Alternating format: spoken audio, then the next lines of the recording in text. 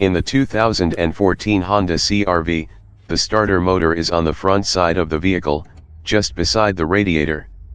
We need to remove this bracket in order to access the starter motor. This has two 12mm nuts and one 12mm bolt.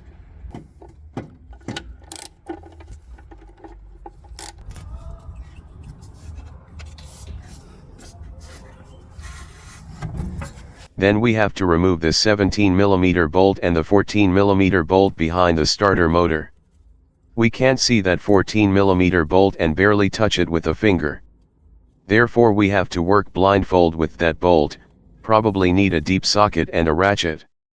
Remove the knock sensor first, to make some room to deal with the bolt behind, and it is also helpful when you are pulling out the starter. In this work, we have very little space, so a small hand will be helpful. First, take out the starter and pull out the front side first.